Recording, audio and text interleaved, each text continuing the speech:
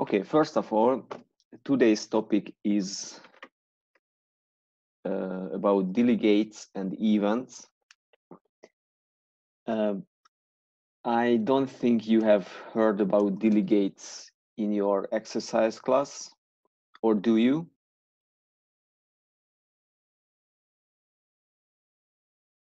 No, you didn't. Have you ever heard about events in programming?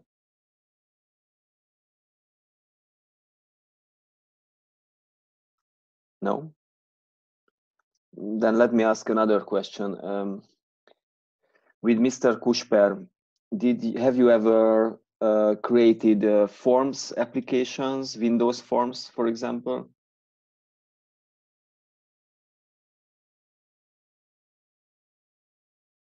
Yes? Yeah, what? No, sir. No. Ah, okay.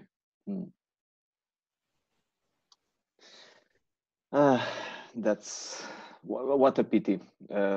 Because now I will show you a demo with Windows Forms application. So far you practice programming with the console applications. A Windows Forms application looks like this. You have you design design a forms, a window with graphical elements like radio buttons, combo boxes, text box, and so on.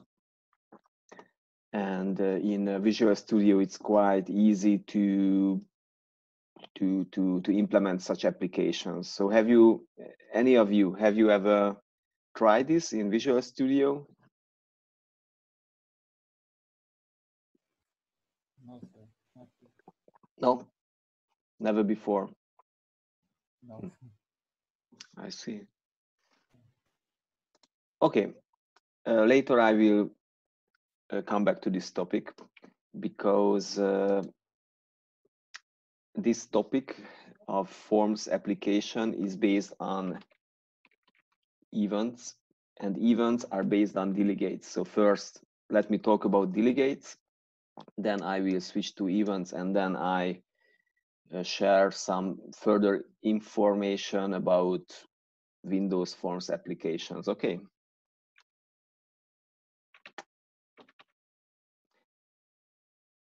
Okay, and again, this topic is not explained in the exercise class by Mr. Kushper. As far as I know, it won't be explained. So you can hear about this topic only here in today's lecture. Therefore, I'm going to show you demos as I already told you in Visual Studio. But first, let's check out the slides. Where are my slides, by the way?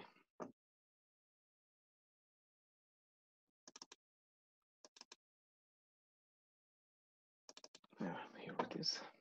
Here they are.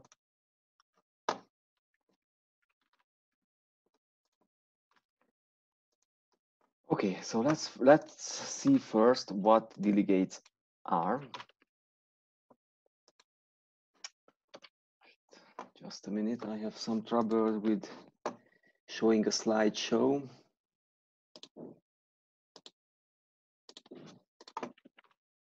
Okay, so let's see first what delegates are. It's easy to understand. I hope you will think the same. So probably you know this fundamental concept by John Neumann, who had this who invented this concept of storing data and code in the same memory. So in your computer you have one memory, and in this memory your data and also your code, your source code, and also your your code to execute is stored. So then because of this concept, the idea pops up. What if we would use variables which can store code as well? So far, you used variables only to store data. So now we will learn how to use variables which can not really store a piece of code, but to reference to a code. So in the memory, there is a code, a piece of code, and you have a variable which can point to this code. It can reference it. So this is what we call a delegate. A delegate is a method reference from the memory. And it would be really cool if we could use such variable. Just think about it. So if you have a variable which can point to a piece of code, since you are using a variable, you could switch the variable to point to another piece of code or a third piece of code during runtime. So you can switch among piece of codes during runtime, and this is something you cannot do right now without method references. In other words, delegates. Okay, so what do you need for referencing a method? First of all, you have to know where it is in the memory, but also you have to know how to parameterize it. How many parameters it receives, what are the types of those parameters, right? And you also need to know what is the return type of that method. So you can think about a delegate as a smart pointer, a smart reference, which stores all those informations as well, all those pieces of informations as well. Okay, just look at the main stuff now. How can you introduce and use delegates in C#? First of all, there is a new keyword for you. I guess it's new for you. It's delegate. By using this keyword, you can introduce a new delegate type. So this is just a type you are going to use. The type has a name. Now it's operation. But as I already mentioned, you also have to specify the parameterization, the return time for this delegate. So you have to write here the formal parameters and also the return type. That's it. This is how you introduce a delegate type. Then the next step is that you create methods, several methods typically, which that match this delegate. So for example, now I introduce an addition method which can add two integers and return the result. But in a similar way, I could implement a subtraction method or multiplication and so on. The point is they all have to match this delegate. Then the next step is, I think, is the most important one. Now we are introducing a variable, right? This was the point. This was the motivation to use variables that can reference methods. So now I'm introducing a variable, op. The first question, what the type of this variable should be. It's not integer, it's not string or all the other types you know. It's operation. I mean, the type are introduced before. It looks kind of weird, right? This variable has this type, and therefore it can store, meaning it can reference methods like just like addition or subtraction or multiplication methods that match the delegate operation. Yeah. What is missing at the end? Of course, I have to call this method. So you can call the method through the variable like this. Just put the variable name first and then put there an actual parameter list, right? So That's it. I guess you understand that it's not that complicated if you think about it. If it is, if it is too difficult for you, or if you have a question, just give me a sign.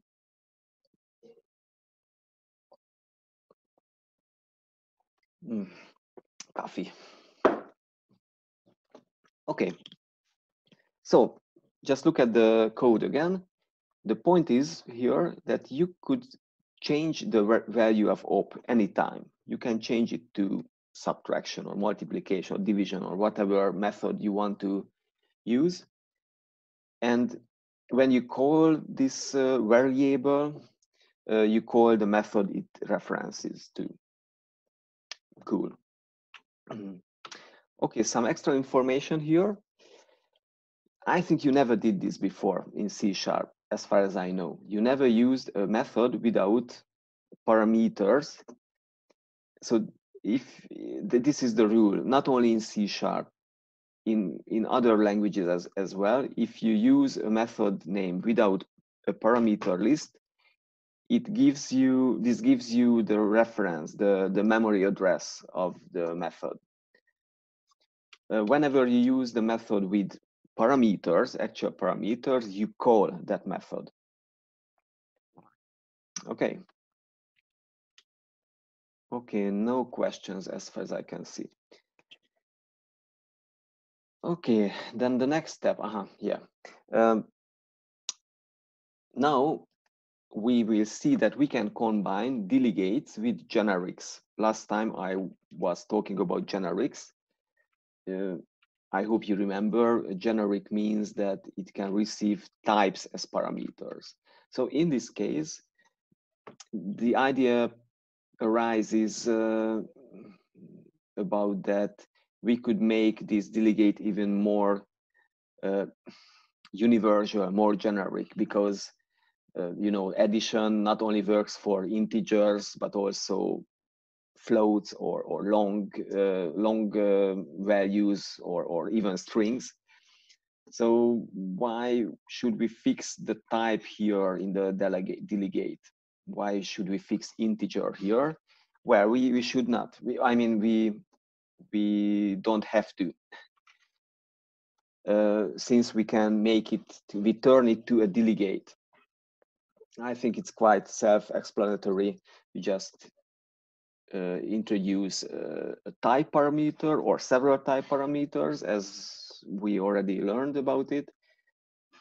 Yeah, and the important thing here is that this delegate receives two parameters of the same type, and the return type is also the same. And it's not fixed. It's if t stands for int or float or double or whatever. Okay, the second step is the same. You write methods, several methods which match this delegate, but again, here the type we use can be any type. The third step is the most important one, how to use such a generic delegate. It's easy. It's so, you can guess it. You have to fix the type now to int or to string or whatever type you want to fix it to. Yeah, I don't think I can explain this further, and the last step is the same. You call the delegate. No questions?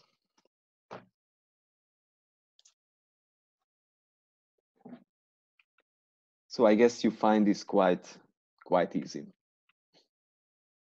It's not that difficult. I mean, this is just this might be weird for you because now we store methods in variables, and we never did this before. But this is not, I already mentioned this, this is not an very new idea. This is actually an old idea. In every language, in every software project, method references might be needed. Here I list some languages, but as I already mentioned, actually in almost all the programming languages, there is some tool you can use for method references because they are needed. Just check out C++ first, because C++ is the oldest language in this list. It has method references. I mean, by default, actually, C++ inherits method references, or actually they are called function pointers in C++.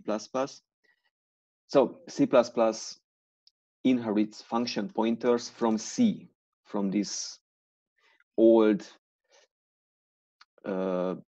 procedural language. Because even in procedural languages, especially in procedural languages, you need method references. But they are called pointers, not delegates. I think the delegate, I mean, the word is pretty much .NET specific, as far as I know. In Java, actually in Java 8, method references were introduced, but in another way. They are not, even in Java, they are not called delegates.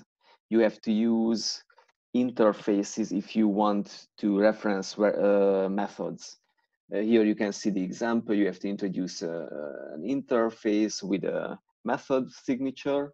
Actually, now this method signature does not have any parameters and does not return any value. Anyway, this is also what you can do even in C#. And here, yeah, here you introduce a variable ref of this type. And here you assign a method to that variable. And then you call this method by using the variable. So the idea is quite the same, but with different syntax. And actually, Java does not introduce a new concept such as a delegate, but uses an old concept of an interface. Okay, let's see Python. In Python, it's super easy to use method references. Just look at the example. You introduce a variable, and you assign to it a method. Now you assign the myFunction method without parentheses, right? You assign the myFunction method to this variable. Okay, the function is now inside the module and the package. This is the very same as namespaces, using namespaces in C#. Okay, and then the next step, you call the delegate through the variable with actual parameters. So in Python, it's so convenient to use method references. Not even such steps are needed. You don't have to introduce a delegate of this kind. You don't have to introduce a delegate type, because types are automatically used in Python. Okay, that's it. This is all about delegates so far. Yes. Okay, so let me give you further motivation why to use delegates. Again, as you can see, method references have always been needed in software projects. This is the first motivation. The second motivation can be explained by using this figure. I think I showed you this figure before. Let's recall what it is about. In large software projects, the development is separated into separate layers or tiers. I also mentioned to you, as far as I remember, that currently in high-level programming languages 1 and 2, we learn how to implement something in this middle layer, in the business logic layer. And well, we have not learned too much about the user interface. We always used consoles as user interfaces. This is why I ask you if you have learned about Windows Forms, because Windows Forms provide another type of user interface. Okay, the point here is that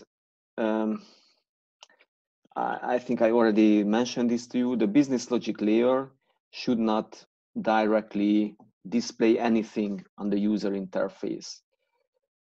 In your program, you should not use console write lines, for example, because I don't know, next week we can decide to switch the console user interface to a Windows Forms interface or a web interface, and then the console write lines wouldn't work anymore. So let's try to separate those layers as much as we can do. And now here is the point. The separation is done via so-called callback methods. Basically, they are delegates. So just imagine in the business logic layer, you don't fix what methods you use for displaying data. You only call back methods which are provided by the user interface. So this user interface provides a method, let you know what method you should call back. And this is what you do actually. You call back this method from the business logic layer. Let me show you a demo now. Okay. So now I'm using an old project. I think I already showed you this project before. This is a project with real estates. I mean, with buildings, with lands. I have a real estate parent class and two child classes, building and farmland. Okay, and in those classes, I store relevant data about the real estate, for the price of the building or the real estate, or what else, the address of the building or the area of the farmland. Okay, and in this project, I have a container class called land registry. In the land registry class, I have a list of real estates, including buildings and farmlands. And I also have smart methods and properties in this container class. For example, here you can see a property which returns the most expensive real estate from the list, or what else, the average area of certain lands, farmlands, and so on. Okay, and as far as I told you, this project was a console application. Therefore, just look at this code. I used console write lines to display data, for example, about the most expensive real estate or the average area. I copied this piece of code from my console application project, but now I switched to a Windows Forms application. And if I execute this application now,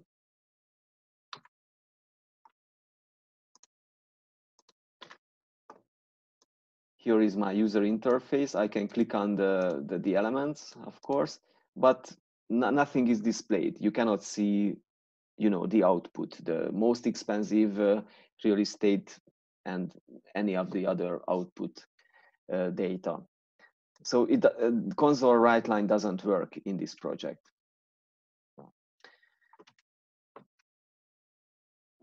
Okay, here the point is that I want to replace those calls of calls to the console write line method to something else, and I'm not going to fix here which method I want to call. Rather, and please focus now, okay, to what I'm explaining. So I'm going to pass a method as a parameter to this method, generate output method. So I will pass a parameter here. Let me call that display method. And instead of the console write line method, I'm going to call this method everywhere.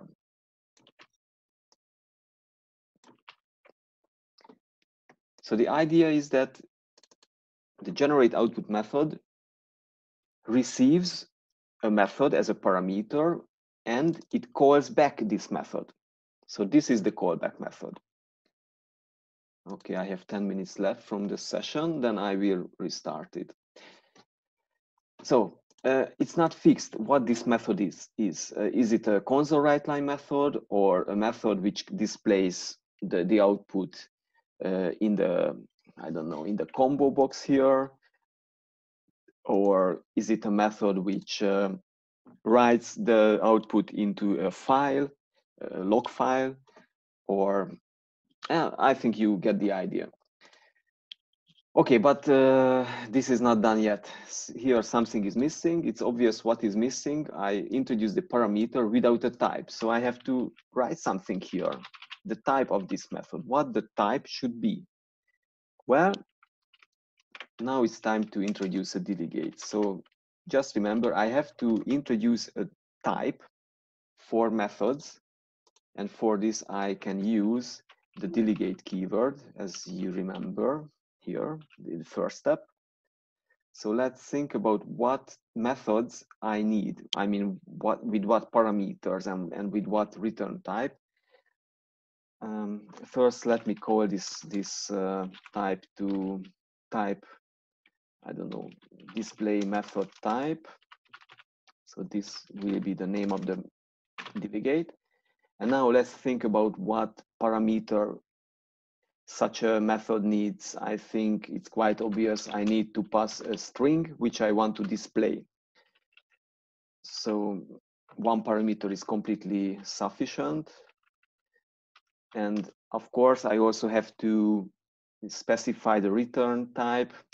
Well, if you want to display something, you just display it. You don't have to return any value. So there can be no return type now, right? So it can be a procedure. Okay, so now I'm going to use the name of the delegate as the type of this parameter. As you remember, you can use the name of the delegate as the type of a variable. Actually, parameters are also variables. So anyway, we are using the type here.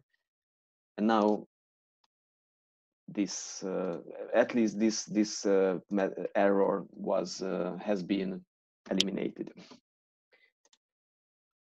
Okay, but I have two other errors here. Actually, there are no errors here if you check out this, because the display method receives a string, and here I use only one string as a parameter, and here as well. But here I have a problem because I have three parameters, since I passed three parameters to my console write line before. So what I need here, I have to merge those three parameters into one string. I have to format those parameters into one string. Does any of you know how to format strings in C#? There is a special method you can use for formatting strings. Have you ever used it? Do you have any idea what I'm talking about? No. Okay, then let me show you. This is a very handy method. I use it quite frequently, not only in C#. You can use use its counterpart in Python, for example. So this method is called string.format, and the parameterization is the same as in the case of the console write line method.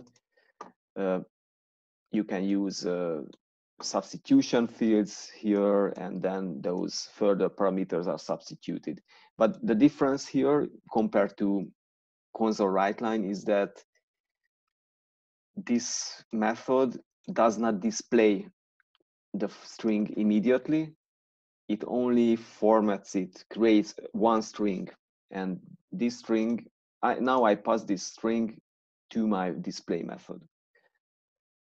Okay, if you have any question, please don't hesitate to ask. I'm going to use this very same method here. And that's it. I eliminated all the errors, all the compilation errors. Okay, let me recall the main message here in one sentence. I pass a method as a parameter to this method, and I'm calling back that method from this method. This is what we call a callback method. Okay, another sentence. Let me tell you another sentence.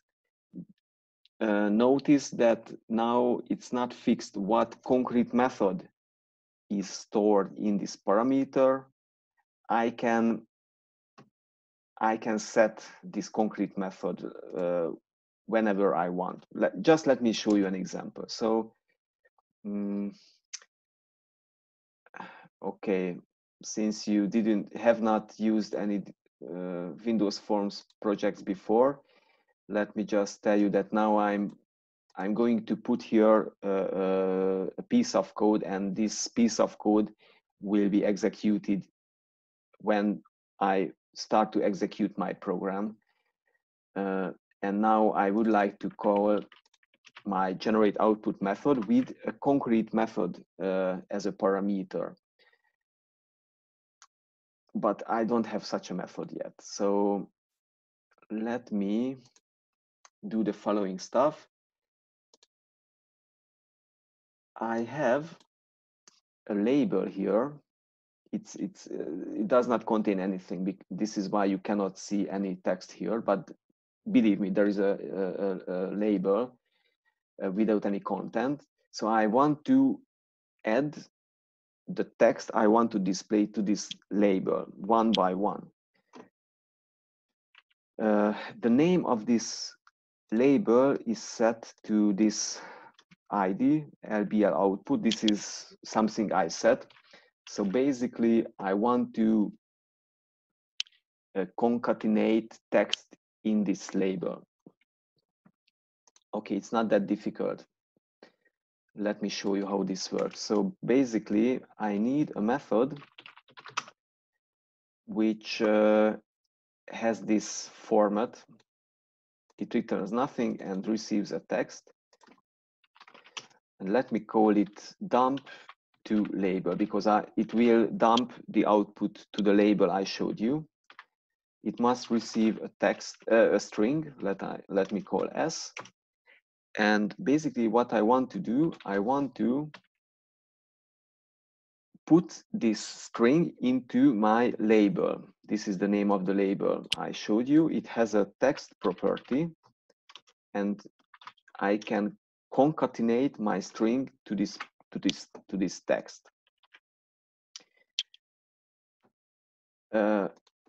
Now the point is, I want to pass this method to this other method. Just look at this. So here is my dump to label method, and this is what I pass to this method as a parameter here. And after this point, this method will be called wherever I call the display method. So this method will be called back. Okay, let's see if it works or if it does not.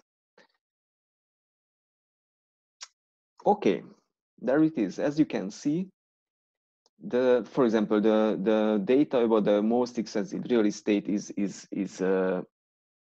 was dumped to this label, and also other strings which we cannot really see because it would be a good idea to break a line, put a break line character at the end, and I think this is much nicer, right? So I dumped all the output into this label. Okay, my time is running out, so let me restart the meeting. Yeah, so come back, please. I successfully dumped the outputs into this label, and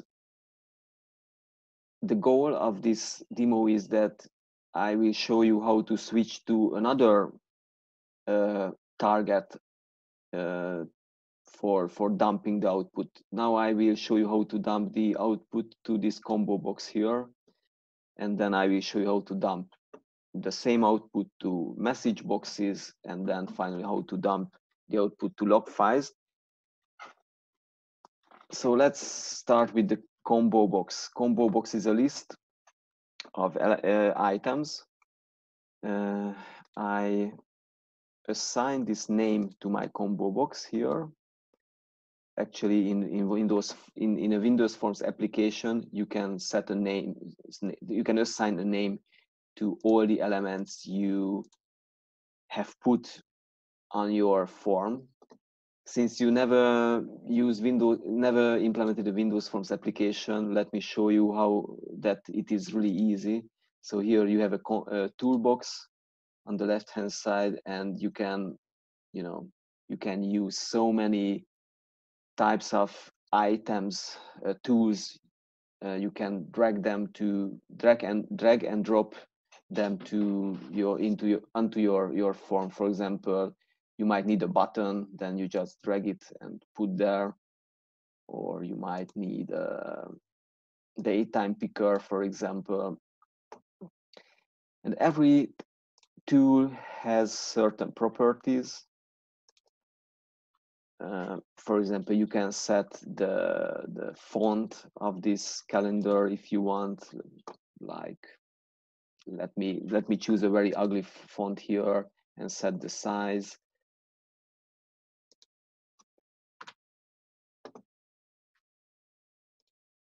Oh, this didn't work. Why not? I don't know.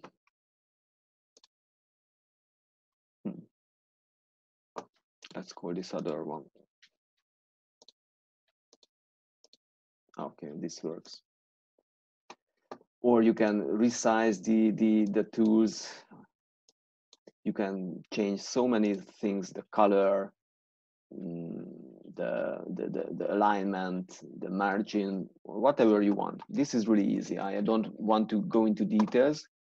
If you are interested in how to implement a Windows Forms application, just create a new project and select this one, Windows Forms app.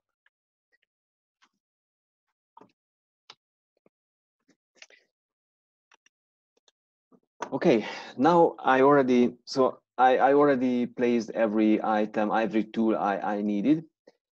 And now I'm going to use this combo box. I'm going to fill this combo box. What do I need for that? Well, I need to implement another dumping method with the same parameterization and return type. Let me call it dump to combo box. What is important is that this method must match with the delegate. This is the important stuff. Otherwise, I couldn't pass it as this in this parameter. Okay, and what do I need to do? So I have a combo box named CBB output here. And I want to add a new item to this list. Actually, it has an items property. This is a list, a collection of items, which can be extended by using the add method. It's really similar to using a list. And now I'm adding this string as an item. It's super easy. Yeah, so here now I'm going to call this, I'm going to pass this method to the generate output method. Now let me execute the code, and yeah, it worked. So the list have been filled with all the output strings one by one. Cool, isn't it? I hope you like it. Okay, so it's super easy to switch from one user interface element to another one. You just have to pass another method, and actually you can also dump to both user interface elements if you want. Look at this. I dump the output in the label and also in the combo box. No problem.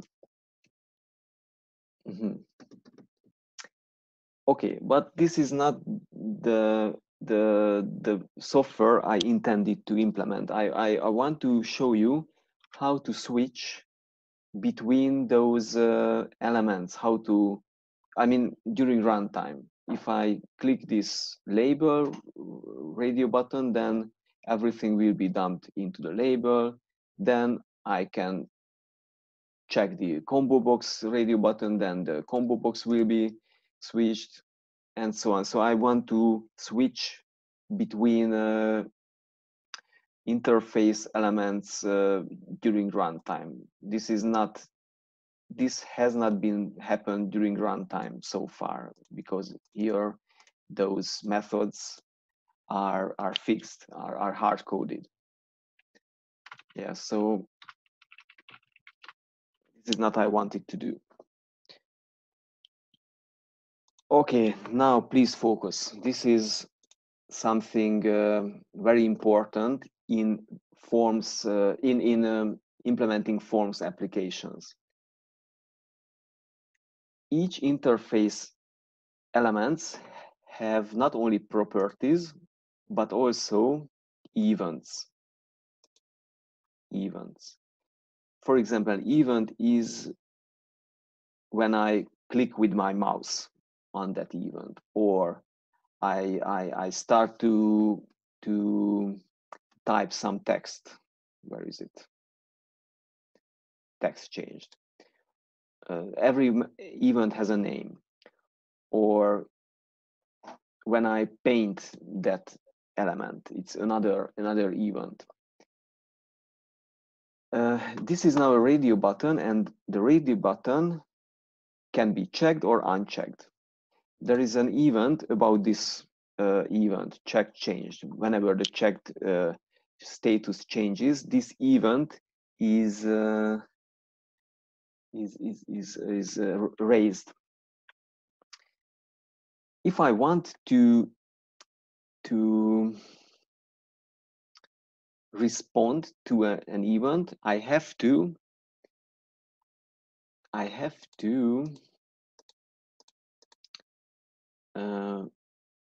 write a small piece of code which will be executed whenever this event is raised. So just look at what I'm doing. I double click next to this event, and at the same time, a new method has been inserted in my code. Its name is the name of my label, name of my radio button, and check change. So this piece of code will be executed every time when the checked status of this radio button is about to change. This is what we call an event handler. I'm handling the event of check change of this radio button. Okay, now what I'm trying to do. I'm trying to do the following. Whenever this radio button is checked, the label will be filled with the output. So yeah, this is kind of technical.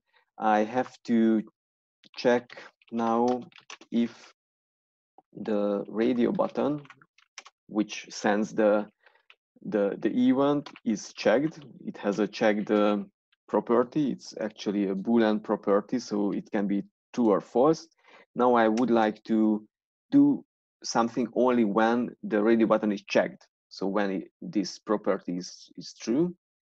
And what do I need to do? Yeah, of course, I have to call the generate output method with, you already know, with this other method as a parameter.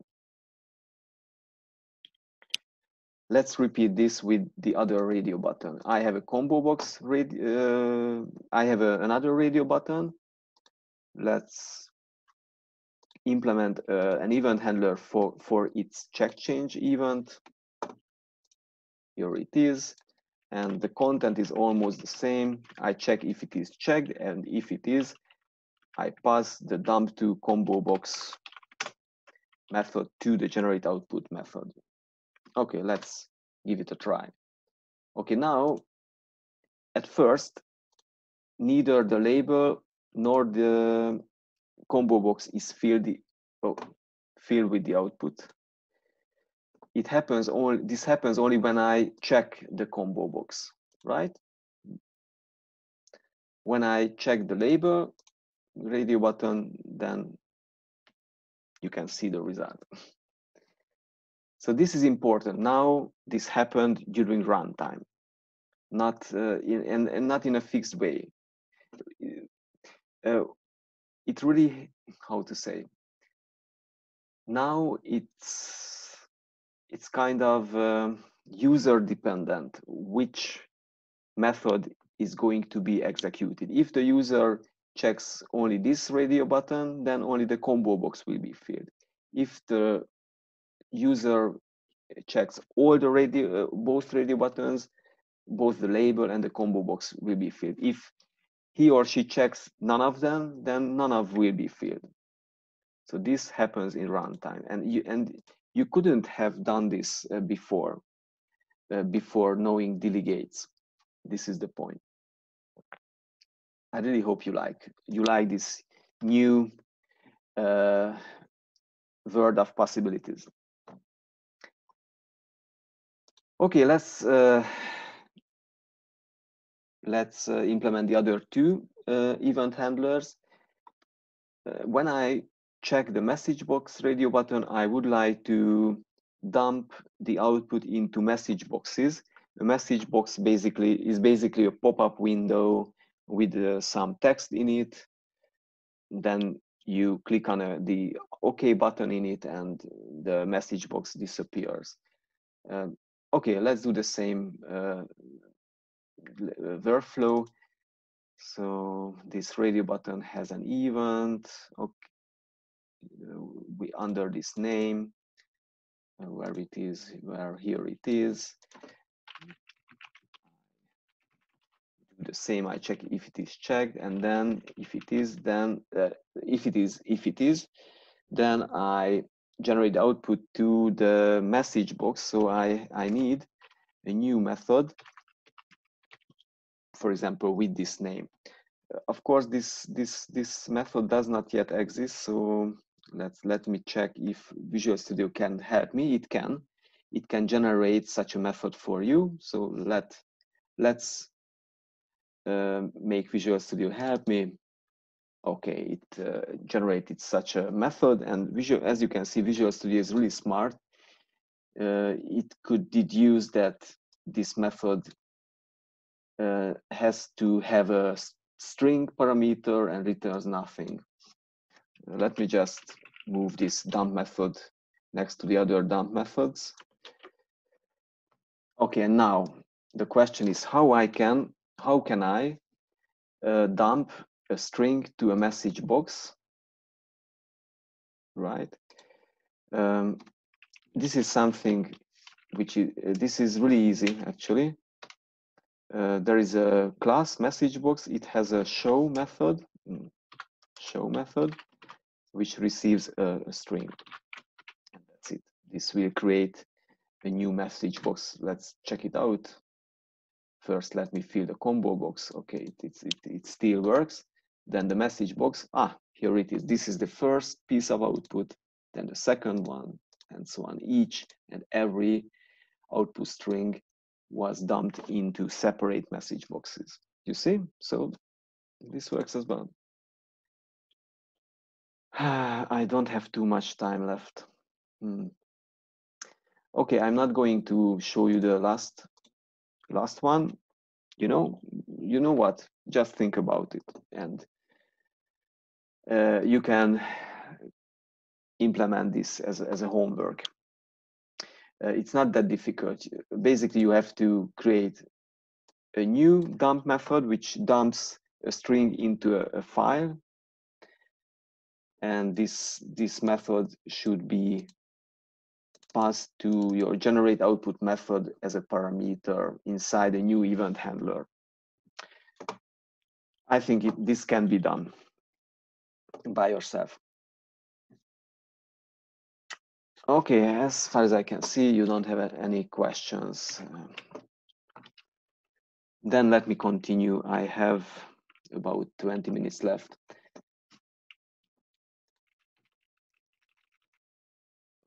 Okay, in the slides, you can find another example. Now I'm just going to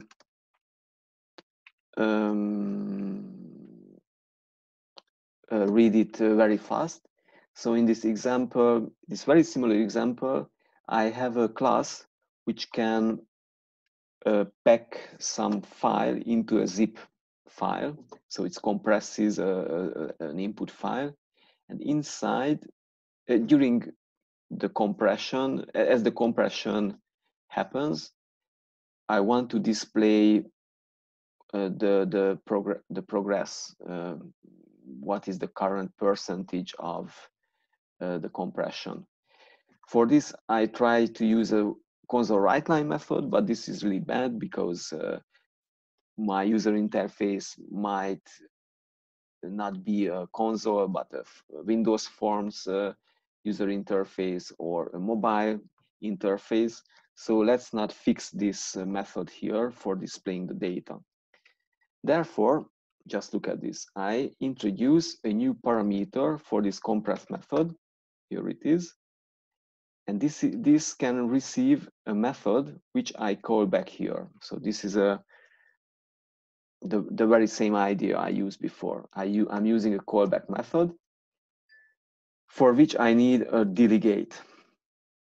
So I introduce a delegate and I used it as a parameter, as a type here.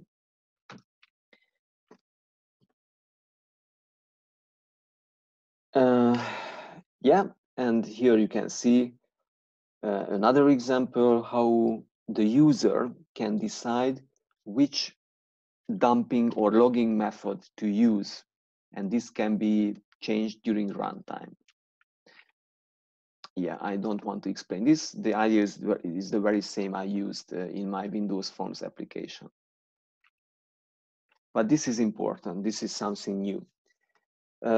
So in this example, I want to dump log messages into text files or XML files in XML format, or databases as SQL expressions.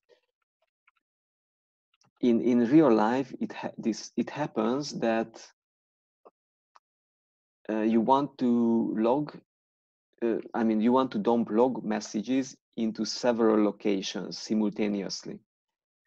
For example, you also want to log everything to an SQL database, but at the same time, you want to send notifications in SMS to the system administrator, for example, about critical events. And they should happen at the same time. How can you implement such a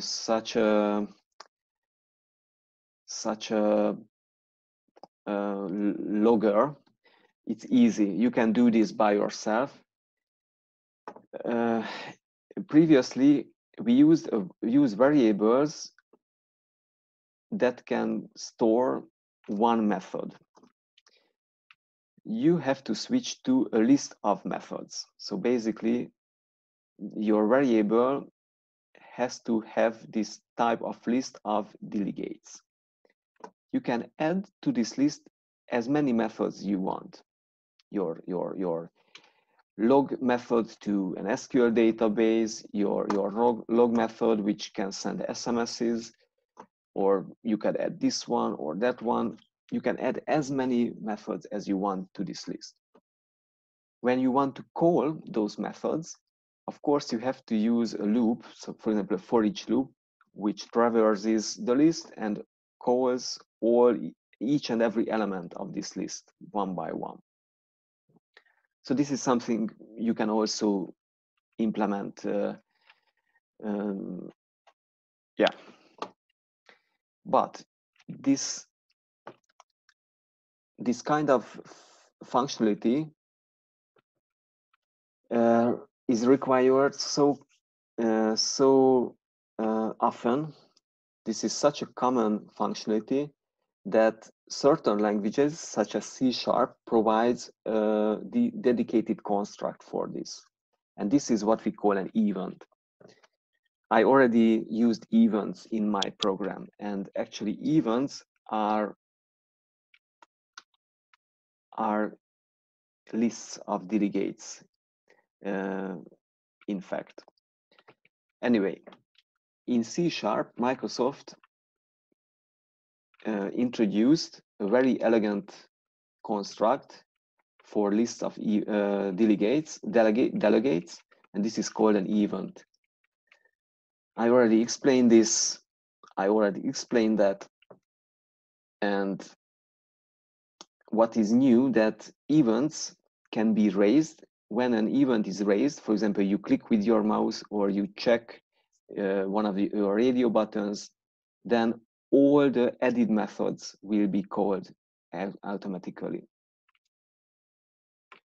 Okay, let's see how it works in your code. The first step is the same. You have to introduce a delegate. This did not change. What has changed is the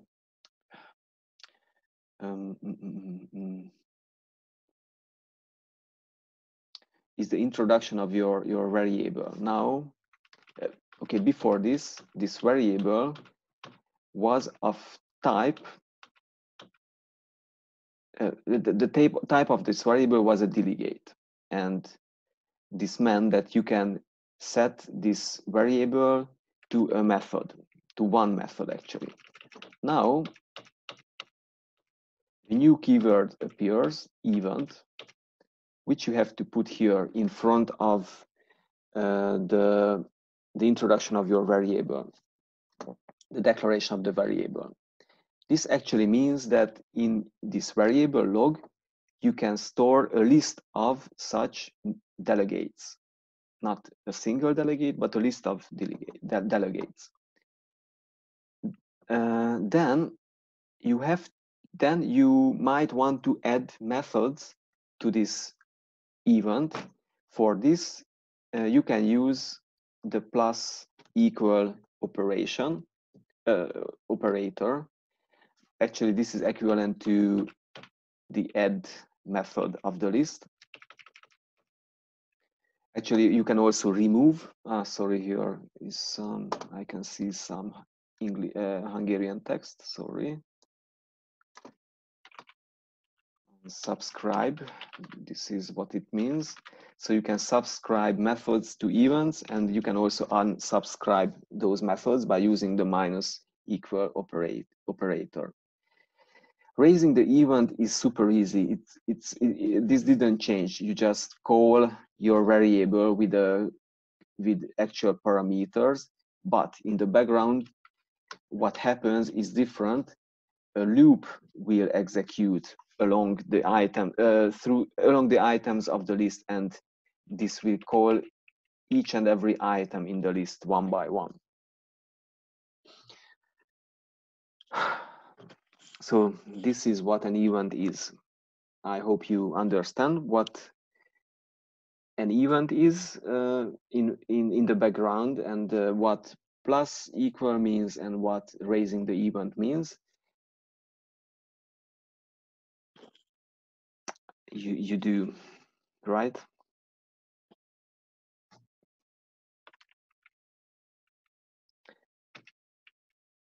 Then, if you do,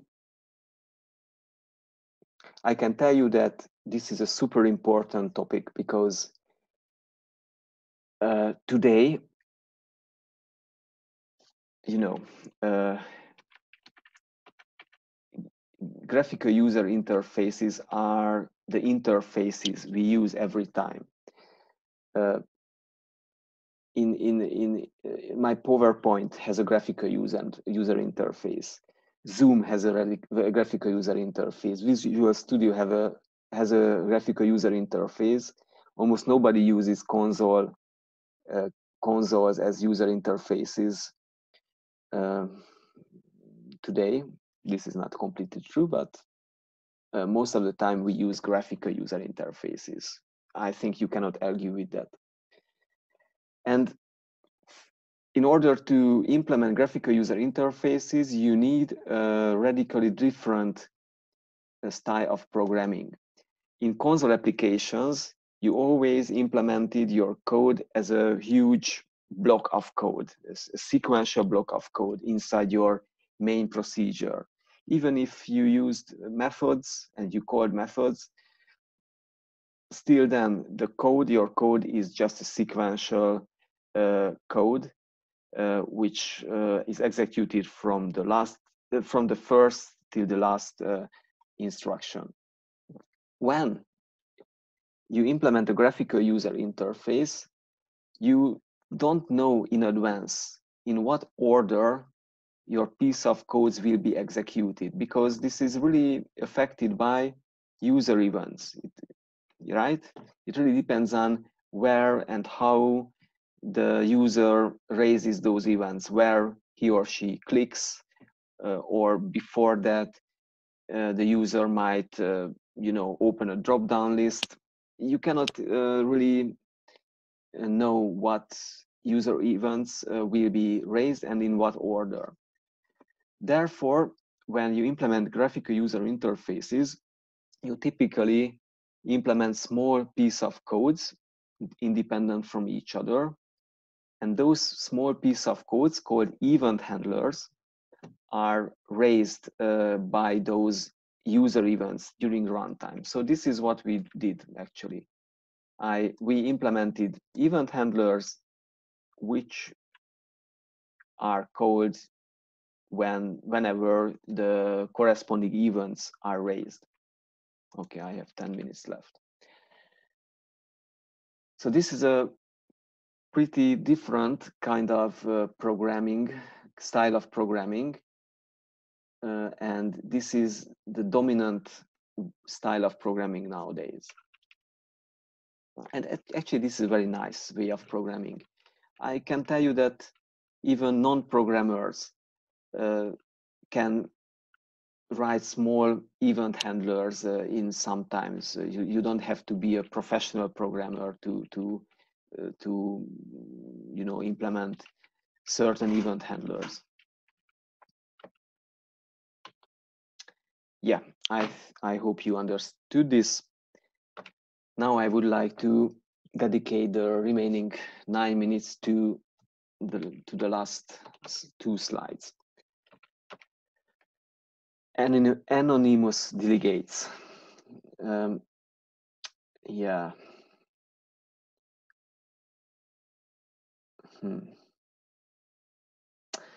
Maybe next time. Maybe next time. Rather, I would rather now show you something else. Let me go back to the events and back to the Visual Studio. Okay, so in a Windows Forms application, you always use such a designer window. I showed you how it works. You can drag and drop some elements from the toolbox onto your form. You can set certain properties of those tools. You can handle certain events, and when it comes to event handling, you have to write a small piece of codes. This form and every form has a code behind. This is the code behind. This is the file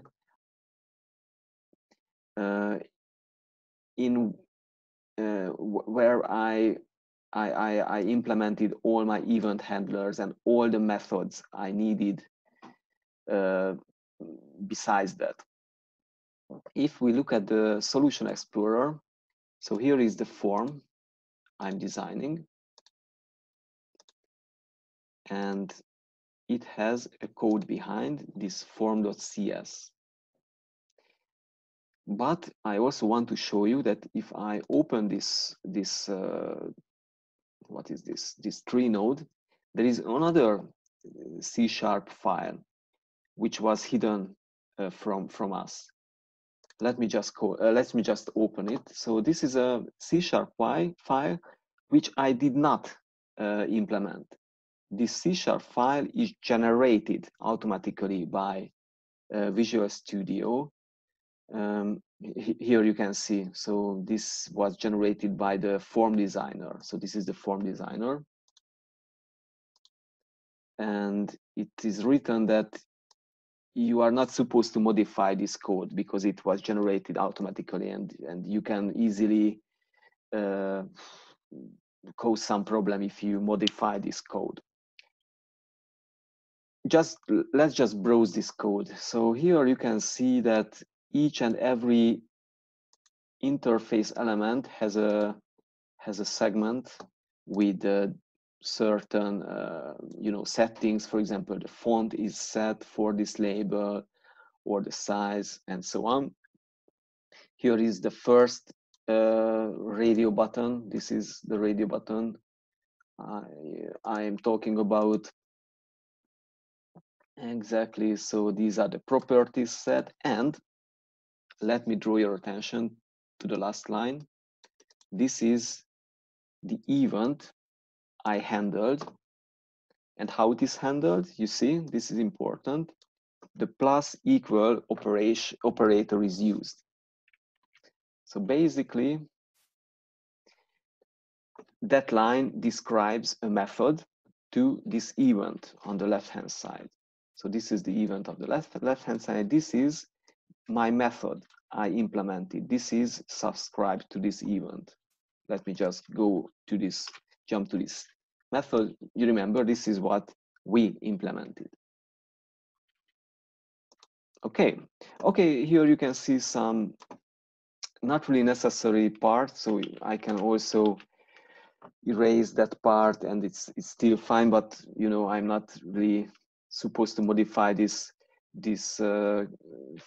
source file. So let me just undo this change.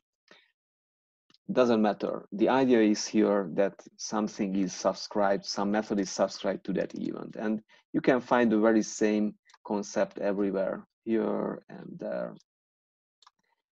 So yes, events and delegates I massively used in each and every event handling, event-driven software projects, and I wanted to show you that this really happens behind the scenes. Of course, a programmer does not really have to know about this, but I wanted to share this background knowledge with you. Okay, I think now I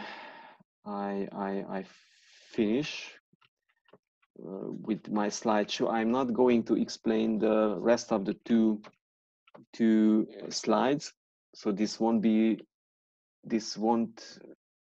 included by the Kahoot quiz next time. Next time I'm going to continue with anonymous delegates and also, bless you, and also Lambda expressions. You might have used Lambda expressions already. So here you can see a Lambda expression, for example.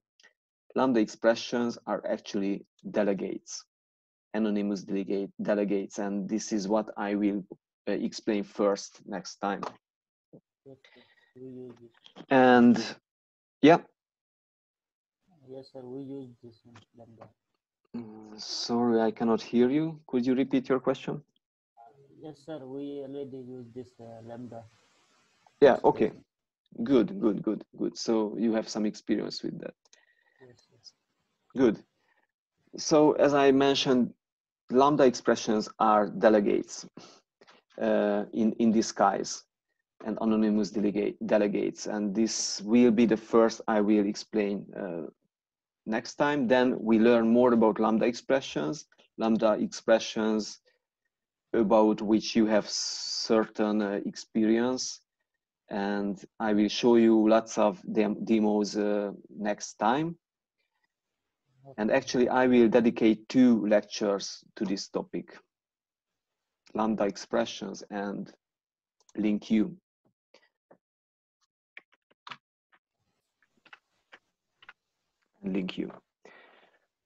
Okay, so that's all from my side. Do you have any other comments or questions? No, sir.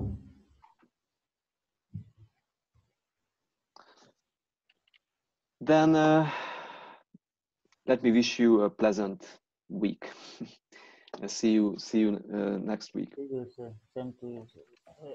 Good day. Thank you. Bye-bye. Bye.